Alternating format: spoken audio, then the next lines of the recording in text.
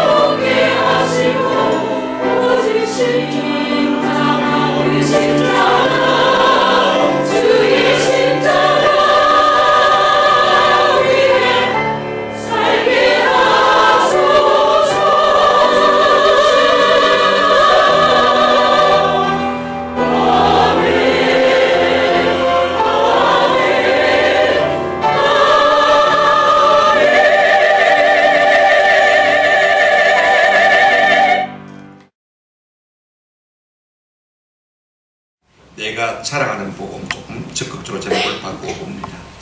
함께 은혜 받으시기를 바랍니다. 물을 사람은요, 자기 자랑, 자기 의가 있어야 참 행복할 수가 있습니다. 잘 살 수가 있습니다. 세상 사람들은 다 각자 자랑하는 것이 있습니다. 어떤 사람은 건강을 자랑하고, 어떤 사람은 젊음을 자랑하고, 어떤 사람은 미모를 자랑하고, 어떤 사람은 지식을 자랑하고, 어떤 사람은 지위와 명예와 권세를 자랑하는 것을 볼 수가 있습니다. 이것도 뭐 자랑이 되긴 되겠죠. 그러나 여러분, 이 땅에 속한 것은요, 순간적인 것이지 영구히 자랑하는 것이 결단코 못 되어집니다. 여러분, 젊음 항상 있습니까? 건강 항상 있습니까? 뭐 배워서 지식이 있다고 해서 그것이 항상 남아 있습니까? 또 어떤 때는요, 이 자랑하는 것들이 우리의 부끄러움이 될 때가 참 많아요. 차라리 내가 젊음이 없었더라면, 내가 건강이 없었더라면 그 수치를 당하지 않았을 때인데, 내가 이런 지식이 없더라면 그 부끄러움을 당하지 않았을 때인데, 오히려 있는 그것 때문에 부끄러움을 당하는 경우가 참 많이 있는 것입니다. 그러면 성도는요, 어떤 자랑을 가지고 살아가는 사람입니까? 여러분, 복음을 알고 복음을 자랑하고 복음을 덕분으로 가는 사람이 바로 성도의 삶인 것입니다. 다시 말하면 예수 믿는 것을 자랑으로 삼고 사람이 성도인 것입니다. 여러분, 숨어서 믿는 기독교인이 아닙니다. 한번 생각해 보십시오. 숨어서 믿는 진리에는요, 순교가 없어요.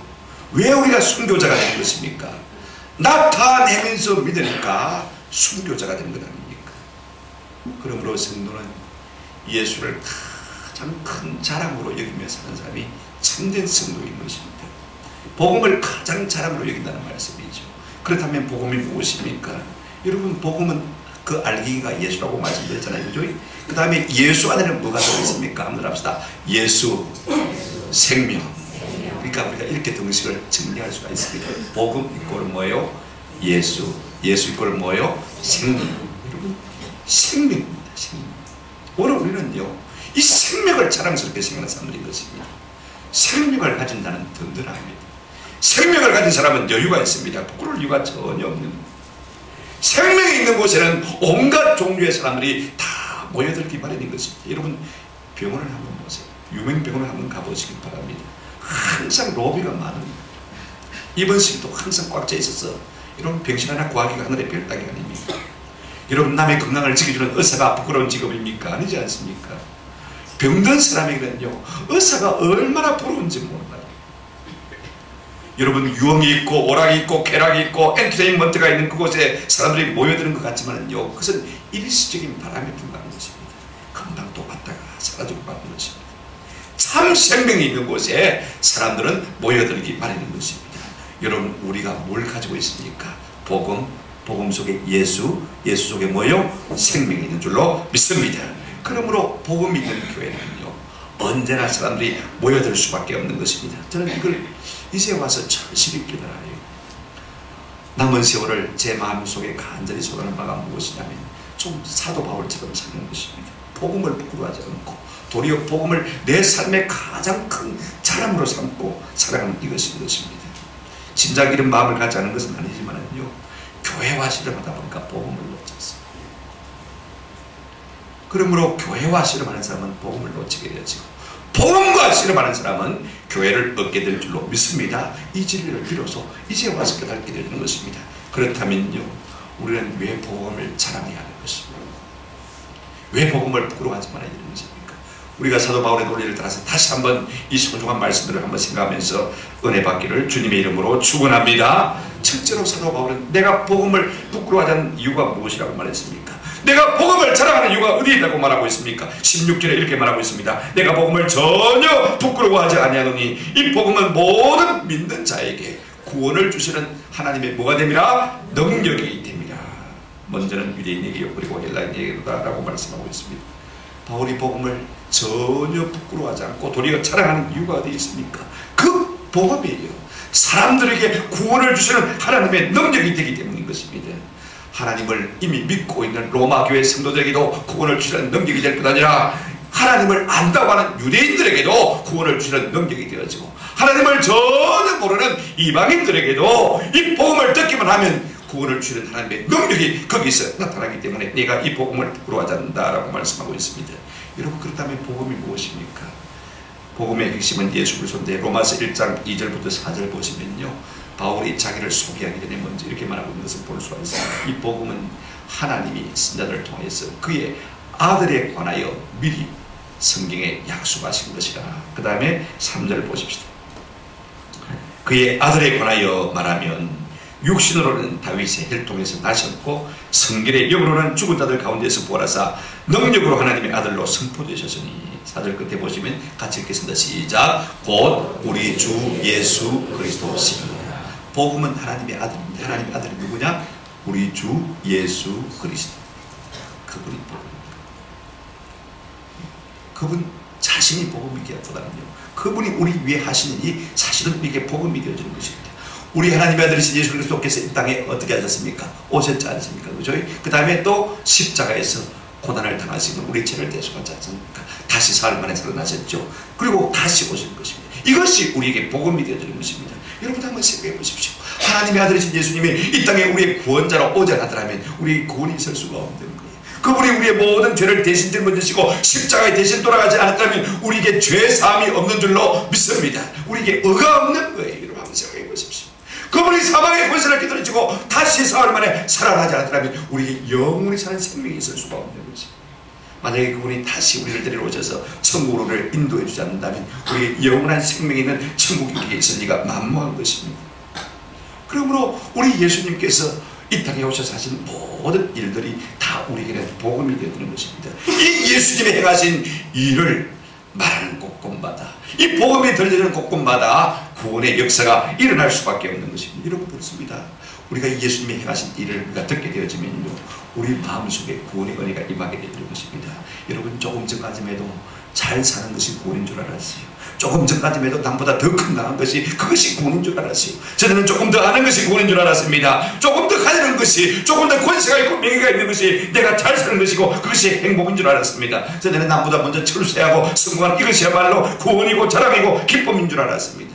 그러나 예수 그리스도께서 우리를 위해서 하신 이 놀라운 복음을 듣게 되었습니다. 예수님이 나의 생명이구나, 이 사실을 깨닫게 되는 은혜를 누리게 될 줄로 믿습니다. 여러분 복음은요, 하나님이 구원을 주시는 능력이 된다라고 말씀하고 있습니다. 무슨 말씀입니까?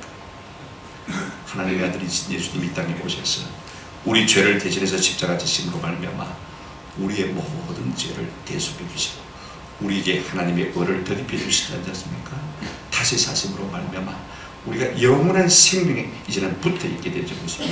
다시 오실 때 우리 주님 그 천국에서 우리가 영원히 함께 더불어 살게 될 것입니다. 여러분 이것이야말로 구원 아니겠습니까? 이 구원이 우리에게 오게 되어지면요, 세상에 줬던 것은 다 초계같이 버릴 수 없는 것입니다. 여러분 구원이 뭐예요?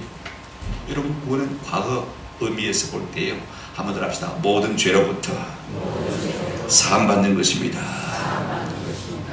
여러분 구원은요, 수치스러운 우리의 과거를 지울 수 있는 유일한 지우개입니다. 오늘날 많은 사람들이 인터넷에 올려놓던 글들, 동영상들, 사진들 지워달라고 법적으로 많이 신청하고 있습니다.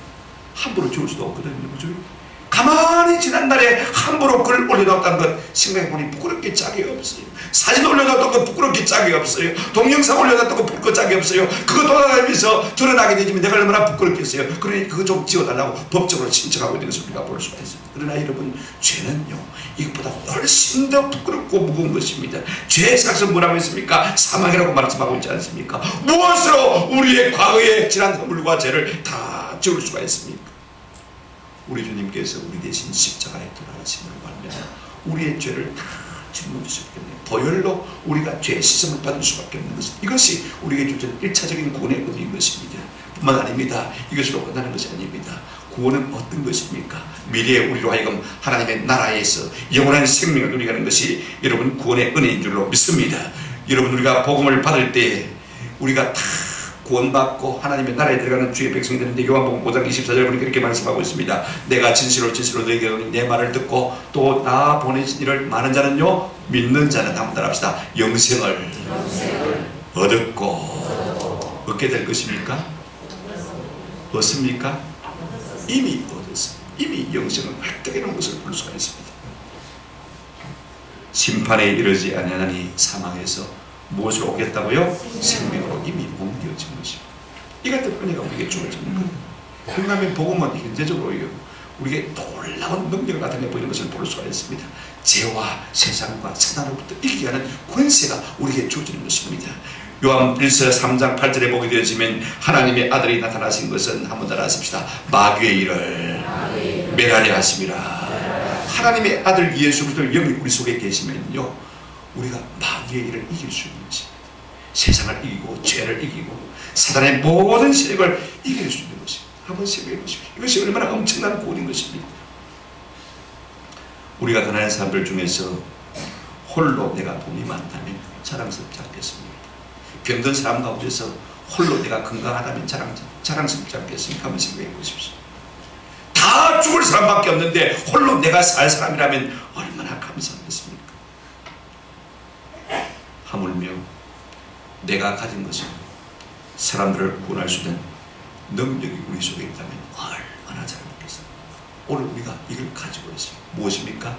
놀랍게도 우리가 가진 이 복음이야말로 많은 사람들을 구원할 수 있는 능력이 되어질 줄로 믿습니다. 이 생명을 우리가 가졌는데 오늘 우리가 참 이 생명의 복음을 부끄러워하고 있는 것입니다. 부끄러워할 이유가 없는데 부끄러워하고 있는 것이 오늘 우리의 현실인 것입니다. 다시 한번 사도 바울의 고백을 들어보십시다. 내가 복음을 부끄러워하지 아니하노니, 전혀 내가 복음을 부끄러워하지 아니하노니, 이 복음은 모든 믿는 자에게 무엇을 주시는요? 구원을 주시는 하나님의 뭐가 된다고요? 능력이 됩니다. 우리가 이 복음을 부끄러워하지 않고 담대히 나아가서 증거할 때 사람을 살리는 놀라운 역사가 일어나게 될 줄로 믿습니다. 이 같은 은혜가 좀 우리의 삶 가운데 있기를 주의 이름으로 축원합니다. 복음이 구원하면 왜 우리가 부끄러워야 되겠습니까? 두 번째로 바울이 복음을 자랑하는 이유가 있습니다. 보십시오. 바울이 복음을 자랑하는 이유가 무엇입니까? 전혀 부끄러워하지 않는 이유가 무엇입니까? 17절에 이렇게 말하고 있습니다. 왜냐하면 복음에는 한번 더 합시다. 하나님의 의가 나타나서.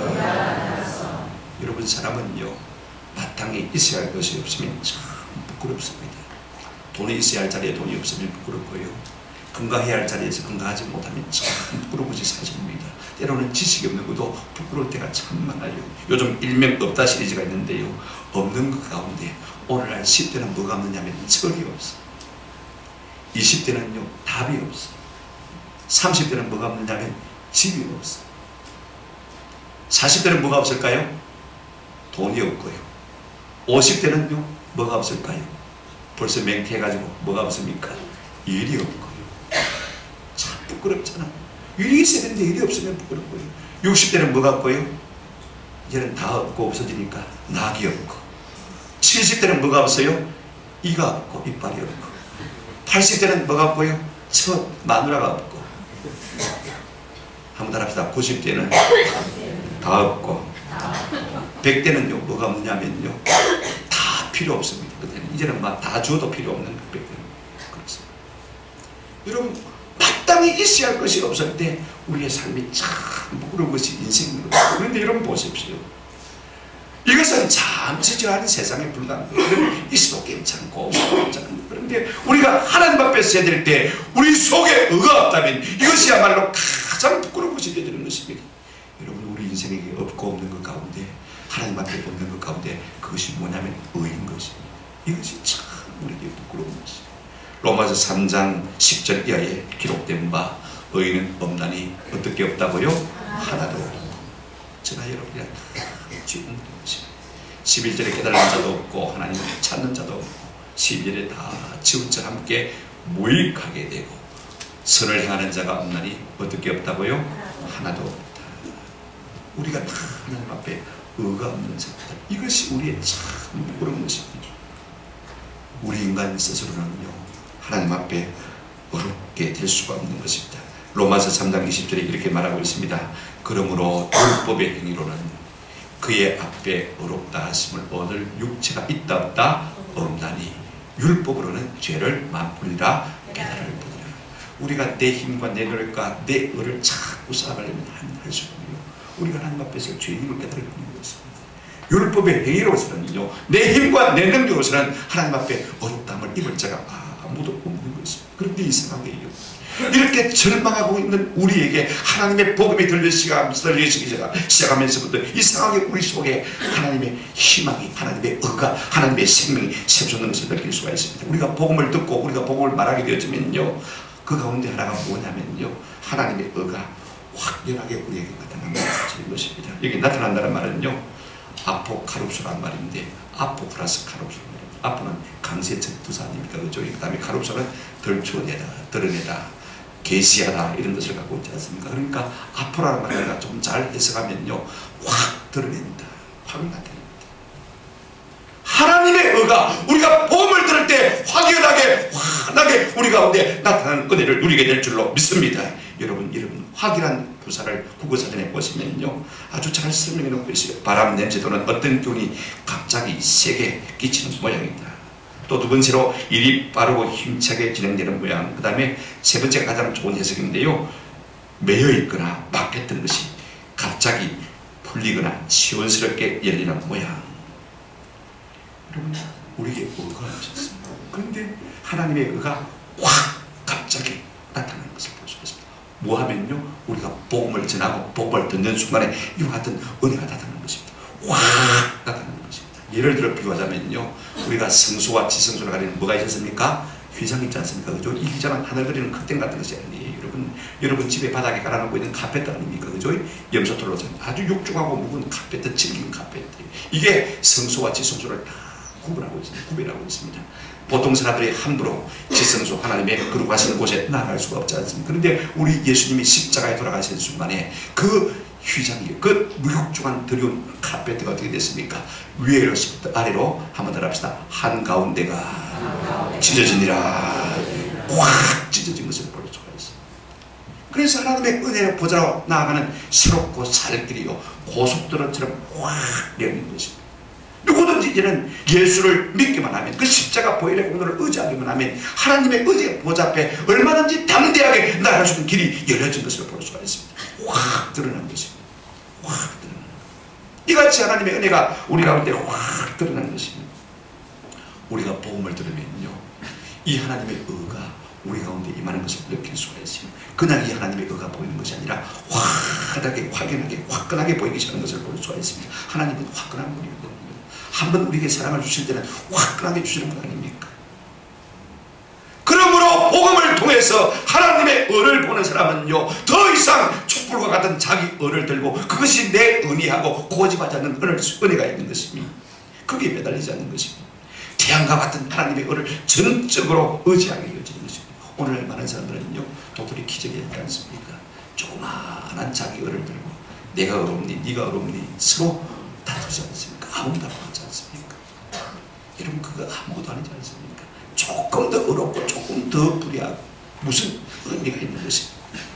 누더기 같은 의를 걸치고도 오늘날 많은 사람들이 자기 의인장 자랑하고 부끄러운 줄 모르고 있는 것을 우리가 많이 보지 않습니까?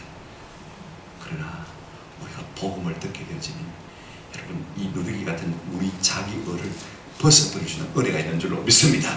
하나님의 의가 확 나타나서 그 환한 세마 같은 빛난 옷을 우리가 입게 되어지면요, 전에 우리가 입었던 누더기 같은 의는 아무것도 아니지 않습니까? 다 벗어버리고 누구든지 그 새 옷을 입을 수밖에 없는 거예요. 여러분, 바울의 고백을 읽어보실까요? 이와 같은 의를 경험한 바울은 이렇게 고백하고 있습니다. 빌립보서 3장 7절부터 9절입니다. 같이 한번 제가 눈으로 보시기 바랍니다. 읽어드릴 때, 그러나 무엇인지 내게 유익하던 것을 내가 그리스도를 위하여 해로 여길 뿐더러, 그 다음에 또한 모든 것을 해로 여기면 내 주 그리스도 예수를 아는 지식이 가장 고상하기 때문이라. 내가 그를 위하여 모든 것을 잃어버리고 배설물로 여기면 그리스도를 얻고, 그 다음에 또 그 안에서 발견되게 하려 함이니 내가 가진 것은 율법에서 난 것이 아니요 오직 그리스도를 믿음으로 말미암은 것이니 곧 믿음으로 하나님께로부터 나느라. 한번 따라합시다. 믿음으로 하나님께로부터 나느라. 내가 쌓은 의가 아니고 하나님께서 예수 그리스도로 말미암아 그저 우리에게 드디어 주는 이 놀라운 하나님 빛난 세마포 같은 이 놀라운 의를 내가 드디어 보이다는 것입니다. 그러므로 여태까지 내가 붙들고 있던 모든 것들은요, 배설물처럼 다 뿌린다 라고 말씀하고 있죠. 그렇습니다.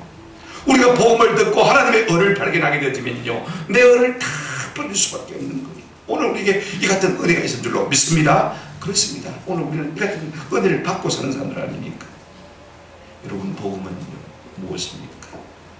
예수 그리스도 말미암아 의의 옷을 입혀주는 것이 복음입니다. 불의한 사람들이 복음을 듣고 예수 그리스도의 의의 옷을 입게 될 줄 믿습니다. 고린도후서 5장 21절에 이렇게 말하고 있습니다. 하나님이 죄를 알지도 못하신 이를 우리를 대신하여 죄로 삼으신 것은 우리로 하여금 그 안에서 하나님의 의가 되게 하려 하심이라. 하나님이 죄를 알지도 못한 예수님을 우리 대신해서 죄인으로 삼으신 것은요, 우리로 하여금 그리스도 안에서, 그 안에서 하나님의 뭐가 되게 하려 함이라? 의가 되게 하려 함이라. 예수님의 그 의가 우리 가운데 나타났어. 우리가 하나님 앞에 의로운 사람이 되도록 하기 위해서 예수를 땅에 보내주셨다. 이것이 복음의 핵심인 것입니다. 복음의 목적이 뭐예요? 여러분, 한번 생각해 보십시오. 우리를 의롭다는 것이 복음의 목적인 것입니다. 로마서 3장 20절부터 26절까지 좀 긴 말씀입니다. 내가 찬찬히 읽어드릴 테니까 여러분 잘 들어보시기 바랍니다.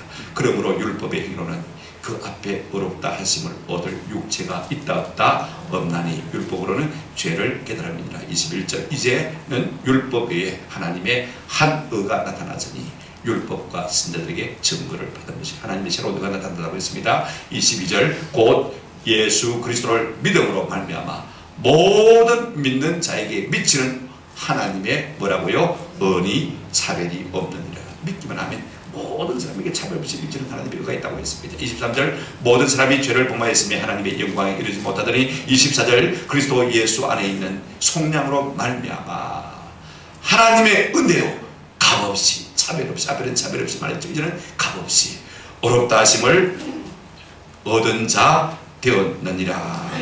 그 다음에 26절 한번 같이 들어가겠습니다. 시작. 곧 이때 자기의 의로우심을 나타내사 자기도 의로우시며 또한 예수 믿는 자를 의롭다 하려 하심이라. 오늘 내 속에 의가 있다면 팔자 붙은 사람들 참 많습니다. 의가 없어서 다 기가 죽어 있는 것이죠. 의가 있다면요 얼마나 길을 펴고 살 사람들이 얼마나 많은지. 그런데 오늘 우리에게 복음으로 말미암아 하나님께서 우리에게 뭘 주시겠다고요? 하나님의 의를 주시겠다. 이 의를 주는 것이 복음입니다. 사람을 살게 하고 길을 살리는 것이 뭐라고요? 이 복음인 것입니다. 근데 우리가 이 복음을 들고 있으면서 거꾸로 우리가 복음을 참 부끄러워 있는 것입니다. 죄를 어렵다 하게 하는 이 놀라운 복음을 가지고도 우리가 어떻게 부끄러운지 모르겠어요. 많은 사람들에게 이 빛난 의의 세마포옷을 입히는 이것이 복음을 전하는 일인데 우리가 참 복음을 부끄러운 것입니다. 복음을 듣고 믿는 자는 이와 같은 놀라운 역사가 일어나게 될 것이고 길을 갖고 살게 될 텐데 우리가 이 복음을 부끄러워한다면 말이 되겠습니까? 우리 모두가 바울처럼 내가 복음을 부끄러워하지 않으니 내가 복음을 자랑하니 이같이 말할 수 있는 내가 있기를 주의 이름으로 축원합니다. 세 번째로 바울이 복음을 전하는 이유가 있습니다. 무엇입니까? 오늘 17절에 이렇게 말하고 있습니다. 복음에는 하나님의 의가 나타나서 그 다음에 이렇게 말하고 있습니다. 믿음으로 믿음에 이르게 하나니 이렇게 말씀하고 있습니다. 우리가 복음을 말하면 나도 모르게 믿음이 생겨요. 복음을 말하는 사람도 믿음이 자라게 되어지고 복음을 듣는 사람도 이상하게 복음을 듣고 내 마음속에 그 복음이 믿어지는 은혜를 누리게 되는 것입니다. 믿음으로 믿음에 이르게 한다는 말이 무슨 말입니까? 복잡한 많은 설명들이 있습니다만 저는 간단히 말씀드리게 됩니다. 한번 따라합시다. 오직 믿음으로 살게 됩니다. 복음에는 하나님의 의가 나타날 뿐 아니라 믿음으로 믿음에 이르렀어요. 우리 모든 성도가 오직 믿음으로 살게 되는 놀라운 역사가 나타난다는 말씀인 것입니다. 여러분 믿음의 반대말이 뭔지 아세요? 행위입니다. 행동입니다. 율법은 우리에게 뭐라고 말하는 것인지 아세요? 행하라 그러면 말이라 삽니다. 이것이 율법이고 이것이 다른 종교입니다. 그런데 여러분 복음은 우리에게 뭐라고 말하고 있습니까? 한번 따라합시다. 믿으라 그러면 살리라. 여러분 복음의 요체는 오직 믿음이에요. 희한한 거예요. 근데 믿음도요 내 것이 아니에요. 내가 믿을 수 있을 것 같지만요 그건 내 마음대로 아닙니다. 저희 목사들이 세미나를 했을 때 서울대학 교수님이 세미나를 했습니다. 이분이 말미에 그런 말씀하시더라고요. 목사님들 참 행복합니다. 왜요? 여러분들은 하나님을 믿어지고 예수 그리스도가 믿어지니까 참 행복합니다. 저는 믿어지지 않아서 참 두려워요. 저도 믿어보려고 성경을 세미나를 읽었습니다만 아직도 믿어지지 않습니다. 저는 이 교수님의 말이 진심이라고 믿습니다. 여러분 한번 따라합시다. 믿어지는 것도 은혜입니다. 전혀 믿을 준비가 되어 있지 않음에도 불구하고 우리가 복음을 들을 때 이상하게 믿어지는 은혜가 우리에게 주어지는 줄로 믿습니다. 언제 우리에게 믿음이 생겨나는 것입니까? 복음을 들을 때. 로마서 10장 17절에 그러므로 믿음은 들음에서 나며 들음은 그리스도의 말씀 복음으로 말미암는다고 했습니다. 오늘 우리에게 믿음이 없다고 생각되십니까? 믿음이 안 자란다고 생각되십니까? 날마다 하나님의 말씀 복음을 듣는 은혜가 있으시기를 주의 이름으로 축원합니다. 복음을 듣고 또 들으면 우리 가운데 믿음으로 살게 되는 놀라운 역사가 나타나게 될 줄로 믿습니다. 복음을 듣고 믿음이 생기면요 우리 속에 어떤 반응이 나타나는 것입니까? 로마서 10장 10절에 사람이 마음으로 믿어 의에 이르고 이제 믿어지는 거예요. 의에 이르게 되어지고 그 다음에 한번 따라합시다. 입으로 시인하여 마음으로 믿은 사람은요 입으로 시인할 수밖에 없어요. 예수 그리스도가 나의 구주인 것이 그렇게 고백되어질 수밖에 없는 것이 뿐만 아닙니다. 우리가 어떤 일을 만나든지 예수 이름을 부르게 되어집니다. 보세요. 로마서 10장 13절 이렇게 말씀하고 있습니다. 누구든지 주의 이름을 많은 자는요 부르는 자는 믿어지면 입으로 고백하고 믿어지면 입으로 고백할 뿐 아니라 자꾸 주의 이름을 부르게 되죠. 이런 말미암아 하나님의 구원의 역사가 나타나게 되는 것입니다. 근데 문제는요 이 복음을 전파하는 사람이 없으면 어떻게 되겠습니까? 들을 수 없죠. 들을 수 없으니 믿을 수가 없죠. 믿을 수가 없으니 말 수 없습니까? 고백할 수가 없죠. 그죠?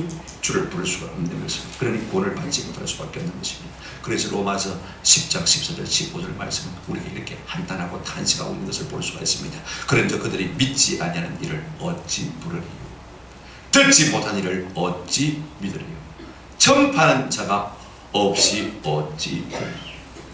이것이 우리를 향하신 하나님의 탄식입니다. 보내심을 받지 아니하였으면 어찌 전파리요. 기록된 바 아름답다. 좋은 소식을 전하는 자들의 발들이요 함과 같으니라. 오늘 우리 모두가 이 좋은 복음을 가지고도 전하지 않는다면 사람들이 듣지 못하면 믿지 못하고, 믿지 못하면 고백하지 못하고, 구원에 이르지 못합니다. 그러나 이 복음이 들려진 곳곳마다 믿음의 놀라운 역사가 일어나게 될 줄로 믿습니다. 하박국 선지자의 말을 인용해서 바울이 이렇게 말하고 있습니다. 복음에는 하나님의 의가 나타나서 믿음으로 믿음이 이렇게 하더니 기록된 바 오직 의인은 한번 합시다. 믿음으로 말미암아 살리라 함과 같으니라. 여러분, 믿음이 우리의 일이 되어진다는 말씀인 것입니다. 복음이 들려오면요, 잘 믿는 일이 우리 일이 되는 것입니다. 요한복음 6장 21절에 우리 예수님께서 이렇게 말씀하셨습니다. 예수께서 대답하여 이르시되 하나님께서 보내신 일을 믿는 것이 무슨 일이라고요? 하나님의 일이라. 여러분, 우리가 하나님의 일한다 하나님의 일한다 그러지만요, 핵심은 하나님을 잘 믿는 것입니다. 예수도 그분이 우리를 위해서 행하신 일을 잘 믿는 것입니다. 복음을 믿는 것입니다. 하나님의 구원을 믿는 것입니다.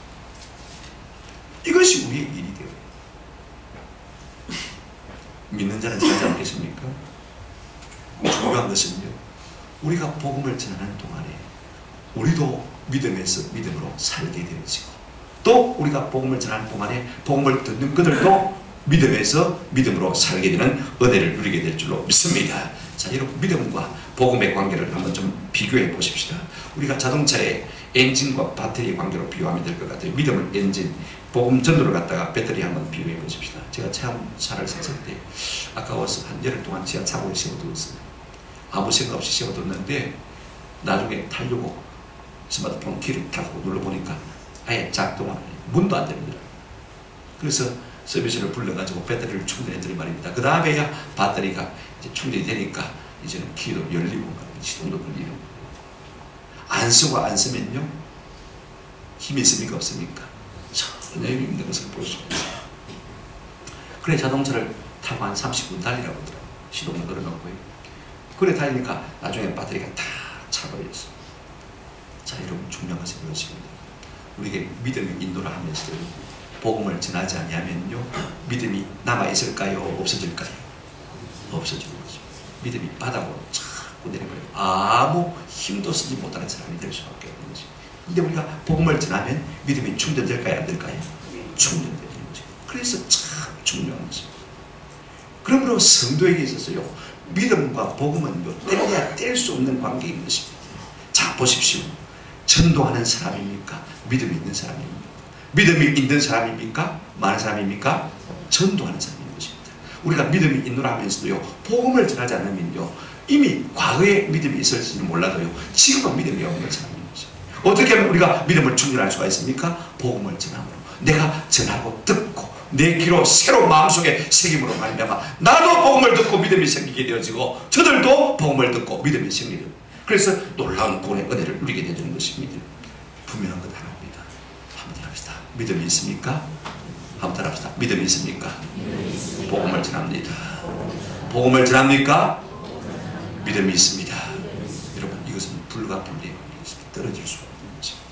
저는 우리가 무엇으로 믿음을 입증하기를 원하십니까?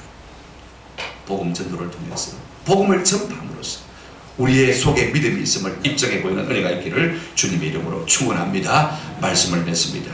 사도 바울은요, 내가 전혀 복음을 부끄러워하지 않는다고 했습니다. 거꾸로 내가 복음을 자랑한다, 그렇게 말하고 있습니다. 왜 그렇습니까? 그 복음 속에 생명이 있기 때문에 그렇습니다.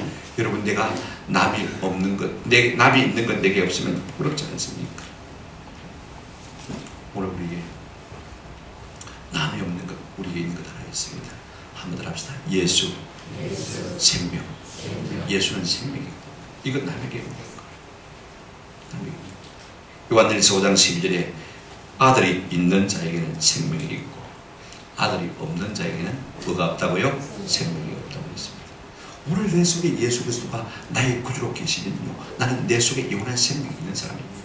생명이 있는 사람은 생명을 싹 틔울 수 있는 것입니다. 그런데 여러분, 세상은 어떤 곳입니까? 세상 사람들은 어떤 사람들입니까? 반대로 예수가 없으니까 생명이 있습니까? 없습니까? 없잖아요. 한번 논리적으로 생각해 보십시오. 여러분, 세상은 어떤 세상이냐면요, 한번 따라하십니다. 사망이 왕도가 된 세상입니다. 죽음이 폭군처럼 지배하는 것이 세상 사람들. 그들 속에 생명이 없기 때문에 그들은 늘 두려워합니다. 불안합니다. 어둠의 그림자가 세상에 쾌락이란 웃음 속에 감춰져 있는 것을 볼 수가 있습니다. 죄죠. 사망에 매여 있는 것입니다. 그런 세상 속에서 우리가 유일하게 복음으로 말미암아 생명을 가진 사람들 아닙니까? 그렇다면 생명을 가진 우리가 부끄러워야 되겠습니까? 사망을 가진 저들이 부끄러워야 되겠습니까? 누가 부끄러워야 되겠습니까? 사망 속에 거하고 사망을 전문한 사람이 부끄러워야 될 텐데 오히려 생명을 가진 우리가 복음을 부끄러워하더란 말인 것입니다. 거꾸로 된 것이지. 사도 바울은 우리에게 이렇게 말하고 있습니다. 고린도전서 4장 1절에 사람이 마땅히 우리를 그리스도의 일꾼이요 하나님의 비밀을 맡은 자로 여기리지어다. 우리가 하나님의 생명을 맡은 자로 우리 스스로를 그렇게 여기라고 말하고 있습니다. 아멘. 내 속에 생명입니다. 내가 생명을 주면 생명이 나타날 것이다. 오늘 우리 속에 이와 같은 믿음의 담력이 있는 것입니다. 디모데후서 1장 10절 한번 같이 읽어봅시다. 같이 읽겠습니다. 시작. 이제는 우리 구주 그리스도 예수의 나타나심으로 말미암아 나타나서는 그는 사망을 피하시고 복음으로서 생명과 썩지 아니할 것을 드러내시니라. 우리 주님 이 땅에 오셔서 복음으로서 사망을 피하시고 생명과 썩지 아니할 것을 마셨다고요? 드러내십니다.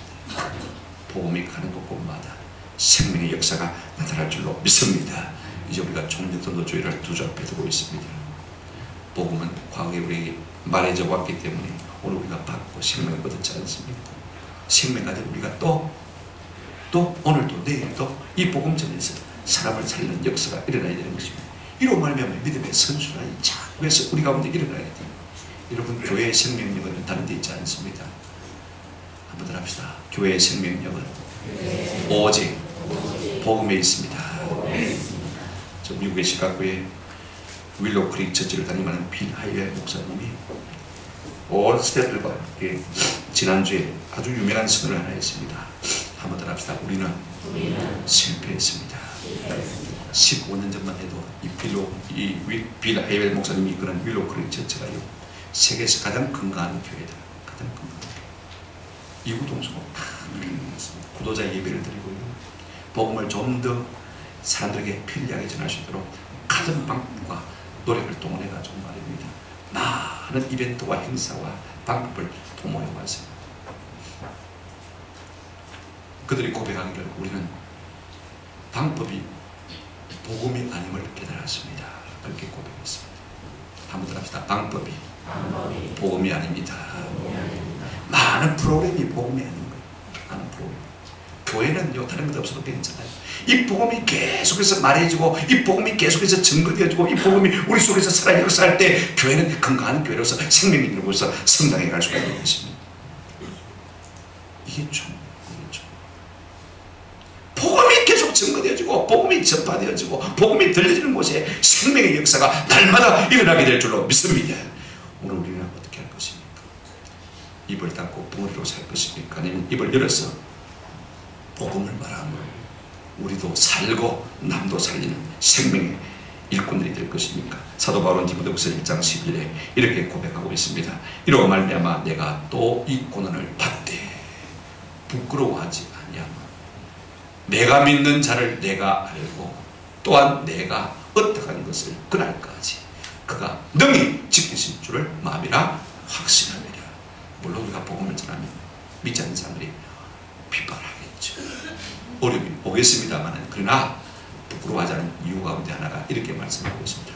내가 믿는 자를 내가 알고 또 구체적으로 말하면 내가 어떠한 것을 그날까지, 어떠한 것이 무엇입니까? 우리의 생명은 그거죠.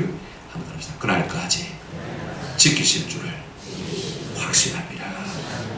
내 모든 중요한 것들을 우리 주님께서 우리가 복음을 전할 때 지키실 줄을 확신하기 때문에 복음을 불러야 합니다. 우리의 명예도 지켜주실 것이고 우리의 생명도 지켜주실 것이고 우리의 건강도 지켜주실 것이고 우리의 소중한 물질도 지켜주실 줄로 믿습니다. 이것 때문에 우리가 복음을 전하는 것입니다. 그렇습니다. 복음 전하는요, 내가 믿음으로 사는 가장 중요한 방법, 그래서 내가 믿음으로 살고 오직 믿음으로 살고 내가 살고 남도 살리고 서로 살리는 놀라운 역사가 이 복음으로 말미암아 우리에게 일어나는 것을 우리가 볼 수가 있습니다. 오늘 살펴보면 이 비밀을 우리에게 말하고 있습니다. 이 같은 은혜가 저와 여러분 우리 10년 가운데 우리 교회 가운데 충만하기를 주님의 이름으로 축원합니다. 아멘.